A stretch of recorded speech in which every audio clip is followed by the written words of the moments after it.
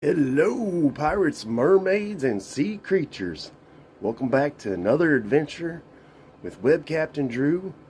I am your host, and we're setting sail to Vlogcast Island on another galactic adventure. So, last week we discussed the supernatural, our church's cults, where did we come from, and how did we get here? Or were we living in a matrix? So we're going to dive deeper into that this week with our discussion being about the ancient alien theory. So hang on tight and we're going to get things kicked off. Alright, so let's get buckled in, strapped in, and set off on our journey. So when we talk about the ancient alien theory, we are looking at the pyramids, these monuments and temples that were built 6,000 years ago, according to historians. And now we find out that through the ancient alien theory that we're seeing a different history. So one good place to start when you're looking at this subject is the History Channel's Ancient Aliens. They've done like 20 seasons, and they've brought on all kinds of characters from all over the globe, including authors, engineers, military, and law enforcement, and all kinds of people to look at and explain some of these things from different point of view, from everything from physics to science, as they research to figure out what these pyramids were made for. So I remember being in school as a young person and sitting there looking at our history book and the 2 or 3 pages of pyramids and things like Stonehenge, and I was mesmerized by these pages in our history books. And when I think about it now, our teachers taught us that the Egyptians built the pyramids with slaves. Of course, we know now that that probably was not possible. It wasn't possible. If you've done any kind of work in construction, used a diamond tip to cut concrete, or if you have the hard job of working with a jackhammer, you know that concrete does not turn itself into perfectly square blocks with bone chisels and rock hammers. It just didn't happen that way.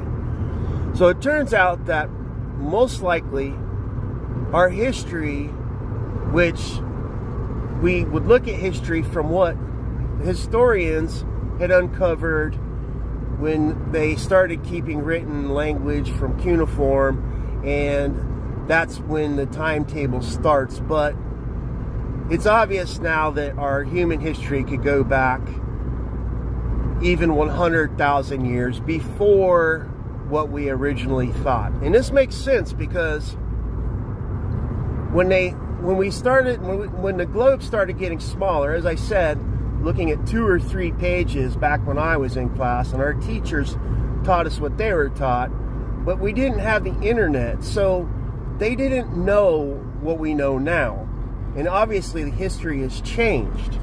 So when we start looking at stuff with the new LiDAR detection and the rest of the world, these pyramids were built, and these structures and temples were built all over the world.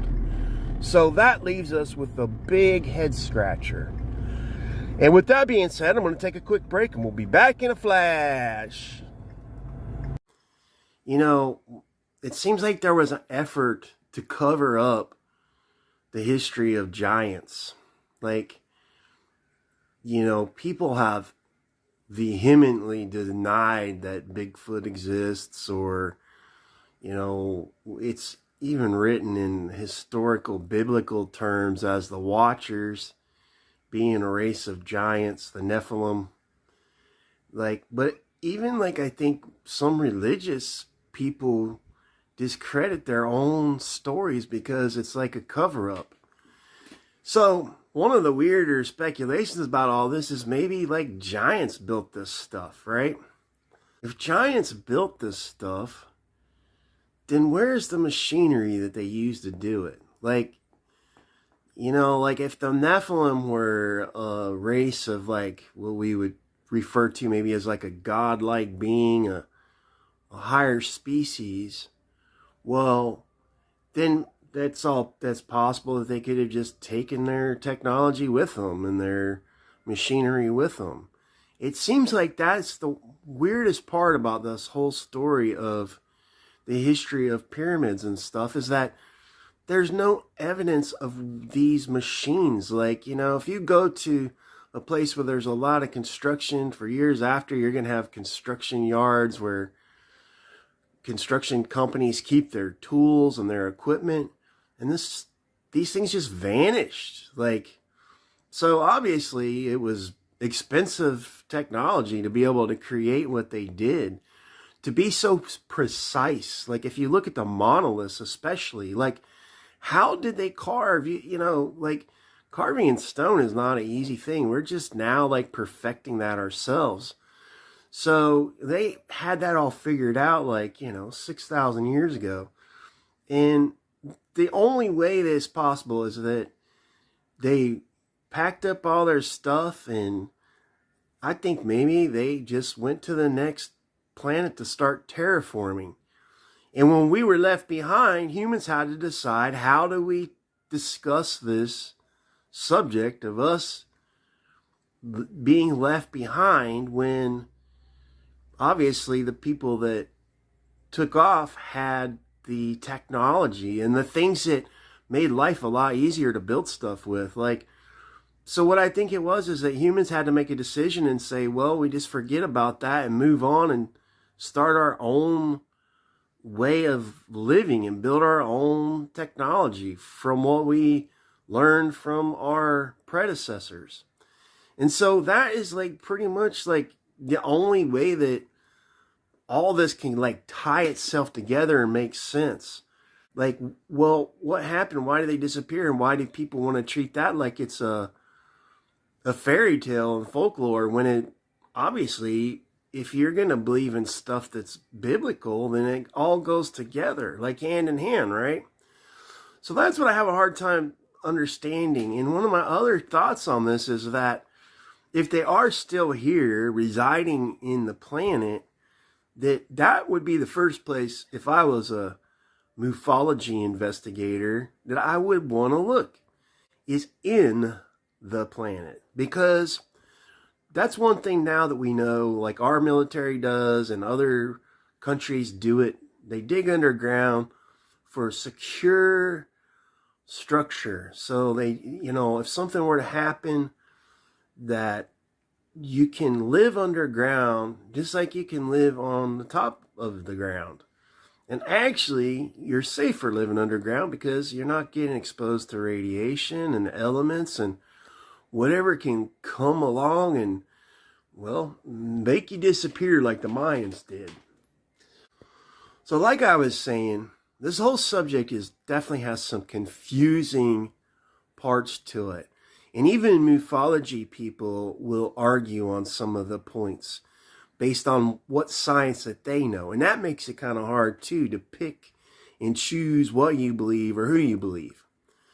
All I can say is that our history was taught wrong to us. And that wasn't something that I think our school teachers did with intent. I think it's just what we knew at the time, and it was the best way to explain these mesmerizing infrastructures and buildings that were just these towering monoliths that don't go with the times when you think of like an ancient people.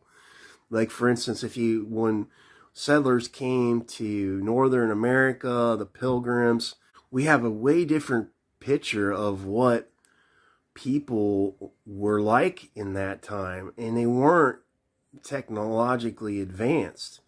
But one of the interesting points on all that is, though, is that the American Indians do speak of the Star people.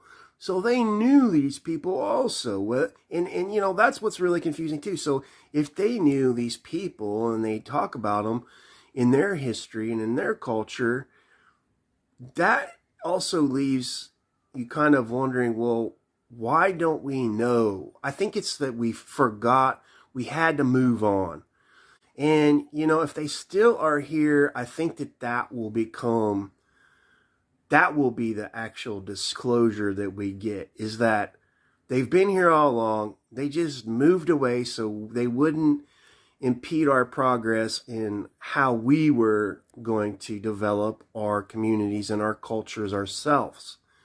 And that to me makes a lot of sense too, because if they had always been here, we would always be reliant on them. So we had to build these infrastructures ourselves, learning from them. And I think that is what started 6,000 years ago, is that there was a time when they were like, okay, you have to stand up on your own 2 feet now because we got to go to the next job. We got to go make the next Earth somewhere else. I think this is one of the reasons why we were taught things the way we were. Because if you don't have explanations, you come up with the best thesis on what explains it and makes the most sense. And so parts of that do make sense, because there were slaves back in ancient times. And obviously there is records of that, and those people worshiped the pharaohs like they were gods, because probably if they didn't, you know, pay homage to these pharaohs, they would have been beaten or killed. So part of what we were taught was true.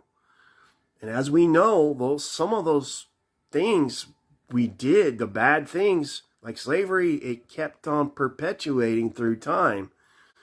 But I think that that humans were not probably slaves 100,000 years ago.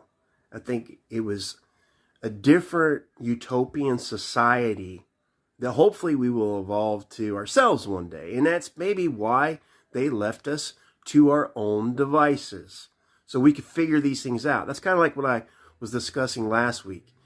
In order for us to get to the bottom of who we truly are, we have to understand why we are the way we are too. It's not just being created or having higher powers to answer to or not answer to, or making your own decisions on what is right, what is wrong.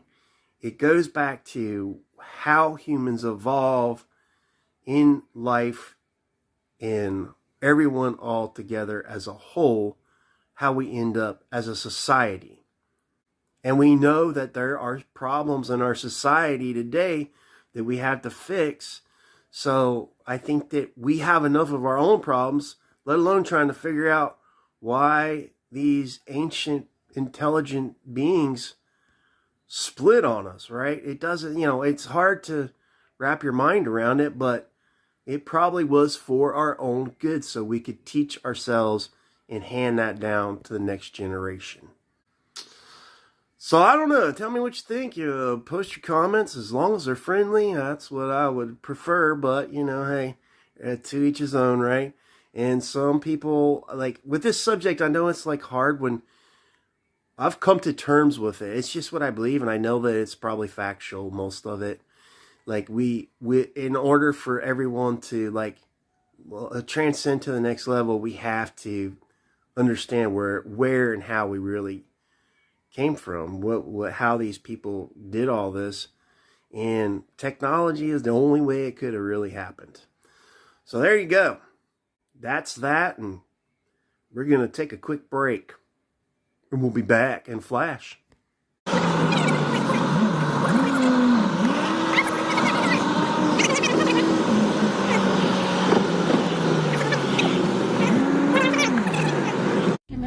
No problem. Mission accomplished. And we're back. We're back with more ancient aliens. So, yeah, you know, the thing is with this whole theory that when you start looking deeper into it, everything makes more sense, because we know that the Egyptians were, if they were living in the desert, nomadic people, that there's no way that they could have built these great structures. So when you start really seeing the immensity of how many of these sites are across the globe, then it starts to look like that they were built maybe by people with a higher intelligence that had a way to make things with technology that we still don't understand to this day. So if they take engineers to the pyramids, they're even baffled and confused because they don't know how these were made. So when we start getting into the subject of UFOs or aliens, extraterrestrials building things on our Earth, people get a little bit, they start throwing out the pseudoscience card. So the thing is that we probably have had these people here all along, and they're probably the ones that put us here to begin with. And if you think about that on a cellular level, like we were discussing last week with religions and how communities have like built themselves up over time, we probably learned this from a higher intelligence, a higher species that had plans for us to not be hunter-gatherers, but to build these great communities like what I'm driving in or riding around in right now. It just makes that much sense. So the thing is that where did they go? So when you look at the Mayans and how their history shows that they were also builders of these same pyramids on the other side of the world, in a different continent, it is very confusing that they would build their pyramids also with the alignment of the star systems. How and why would ancient people that were nomads build these in the same alignment that people in Egypt were building them in? It doesn't make any sense. There had to be a communication between these folks that were building these structures. So a lot of historians say that the pyramids were built for the pharaohs to remember them, but as if you watch the show Ancient Aliens, you'll find out that they didn't find the pharaohs buried in these pyramids. That it's very rare for them to find a sarcophagus in these pyramid structures. And scientists are starting to uncover that the pyramids have these chimney shafts that don't make any sense either. That when you're building a straight pyramid structure out of blocks, it's not that difficult of a task unless you're building them with stones that are on blocks that weigh thousands of pounds or tons, that you can't move around. Humans can't move around by themselves without the help of some kind of technology or hoists and cranes. They've even said that it would still have taken them a very long time to build it with the technology that we have today. And when you're looking inside of these pyramids now with these vast expanse layouts that were built inside of them, ancient peoples would not have had the intelligence to make a structure that had these kind of openings or these tunnels in them. And as you research further with the pyramids, you find that they had these chimneys in them that have residue of what you would find with hydrogen. Now, I first heard this theory on the show History Channel's Ancient Aliens. So that's kind of very odd, because why would ancient peoples need hydrogen if they didn't have cars or they didn't have airplanes. So you start looking at some of the wall depictions, and they do show these strange craft that resemble stuff that we would see nowadays, like flying apparatuses, like they could be UFOs or planes. So what you could use hydrogen for, though, is some kind of flying vehicle, and that makes a lot of sense. The whole thing comes back to this point for me. When I think about this subject, I do follow the ancient alien theory. I do believe that we were put here by an intelligent species that they tinkered with our DNA, and they came up with us, the final results. You're so lucky too, right? It's us, me, Web Captain Drew. That's how we got here. That's the final results. And we built these communities now that are growing and thriving, and we have all kinds of our own government infrastructures and all these systems that we are now globally able to travel around the world, whether it be with technology or by transportation. And we did these leaps in like the last 200 years, you know, where everything started to really get globalized. So the thing that we do know is that our history teachers, if they're still teaching this the way that they learned it 50 years ago, they need to start understanding that these are not factual teaching points for students now, because students can look on the internet and see things that you start trying to disseminate what was really going on. This just doesn't add up. So with that being said, go back again to the point of where did they go?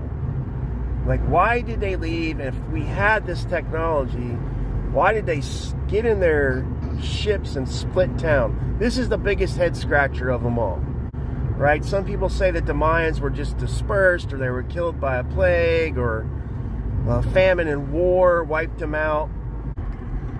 I think that they're still here. I think that they're in places that we can't get to, that are too remote, and they're starting to be seen more and more and more with technology that can film them in these places where they have to go back and forth. When they leave, whether it be a submersible ship, they're being seen coming out of the ocean. When you go into remote places like Alaska, you have a lot of this. It's very common for people in those types of places to just consider it normal daily routine to see these orbs and these things that are these flying things that don't look like our own stuff. But it does not explain why they disappeared. So I think as disclosure happens and we see more and more and more of them, that eventually one day it will just become common knowledge. I think that disclosure might not be something that is just a headline in the news one day. That will happen a little bit at a time, more and more, as the people that are in these classified projects already know things, and more of it gets exposed to the public. We will get the truth a little bit at a time, and as long as the ancient aliens theorists keep pushing for more information about this, we will get that. So with that being said, I will just say one last thing. The sooner the better as far as I'm concerned, because the technology could do humanity a great bit of good. And that's what I gotta say. This is Web Captain Drew, over and out. And cut. And if you want to, go on by the RUMBULLETS store and get yourself a t-shirt to show your support for the show and the website. We appreciate any collaborations, any help, even just hitting that thumbs up button. This is Web Captain Drew, over and out.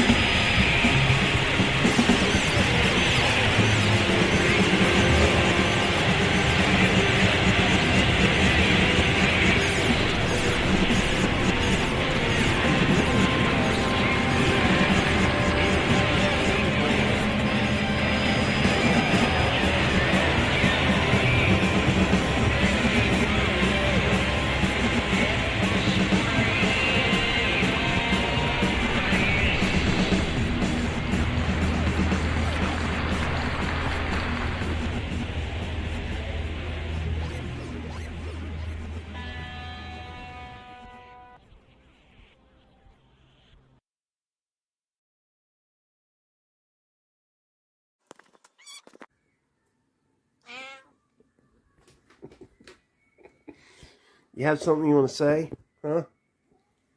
You have something you want to say? Huh, lazy cat? You have something you want to say?